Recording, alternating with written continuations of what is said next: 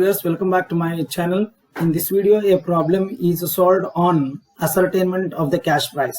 Kindly watch the video till the end, like it, share among your friends and subscribe the channel. If you already subscribed, kindly ignore the message.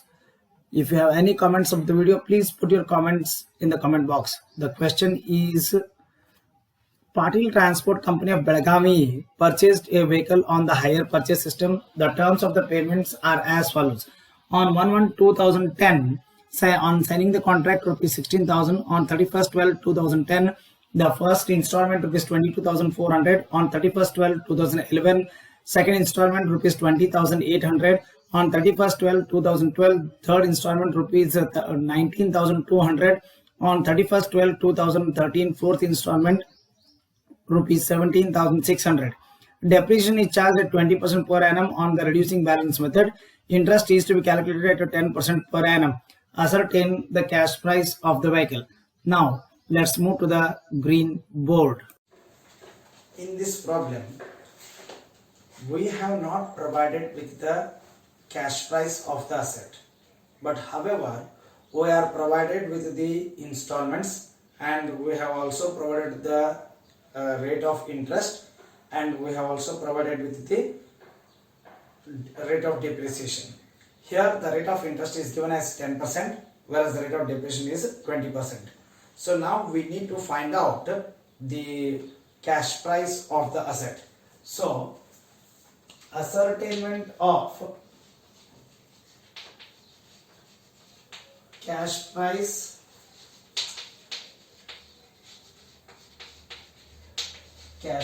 here.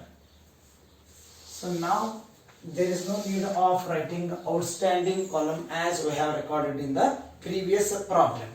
So here we have come with the date, then the installment amount, then the interest amount, then the cash price amount, then this is the meant for depreciation. So here date, installment amount, then here it is interest at the rate of 10%, then it is cash price, or this is also called as a principal amount column, then depreciation. So now we need to find out the cash price here. We have to go for the backward method of calculation. So that's why we should start with the last installment. So 31st/12/2013, the amount of installment here is 17,600. So now we need to find out how much interest is included in this installment. So 17,600 into 10 divided by 110. So why we should take 10 divided by 110? Because we are going backward method here. So this is the installment amount.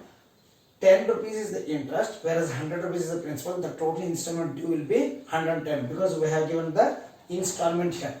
So when you calculate here, this gets cancelled here. 11 ones are 11. Then 11 6 are here, so 1,600 we are going to arrive as the amount of the interest which is included in the last installment. So 17,600 minus 1,600, that comes to 16,000. So depreciation will calculate later on. Then the second installment, that is on 31st/12/2012. So the installment here is 19,200. So now we should add 19,200 to the principal amount. So in the previous problem you might have seen, we went on deducting from the outstanding balance. So in order to arrive at the outstanding balance, we should go on adding here. So here it comes to 35,200 into 10 divided by 110.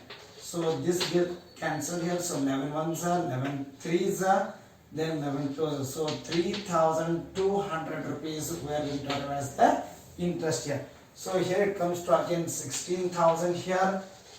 Then The next third installment, that means I am to say the second installment is due on 31st 12 2011. So here it is given as 20,800. So now this 20,800 should be added to this 16,000, this 60,000, because we need to arrive at the outstanding balance here. So 16,000 plus 16,000. So let me take the sum here. It comes to 52,800. So you see here 8, 6 plus 6 12, carry 1 plus 2, 2 plus 3 plus 2 5. So into 10 divided by 110. So this 0 get cancelled here. 11 ones are 11 fours are, then 11 48s are. That comes to 4,800. So when you deduct here, again you are going to arrive at the 16,000 only. Then the first installment, it becomes due on 31st 12 2010. So here it is given as 22,400. So this 22,400 should be added with this total of this 48,000, 16 plus 16 plus 16, or else I will write like this here, 16 plus 16,000 plus 16,000.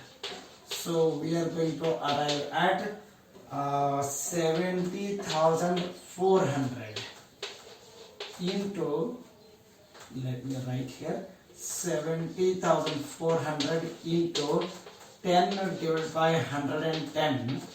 So this 0 get cancelled here. So 11 ones are 11 sixes are 11 fours are. So 6,400. So 22,400 minus 6,400, we are going to arrive at 16,000 only.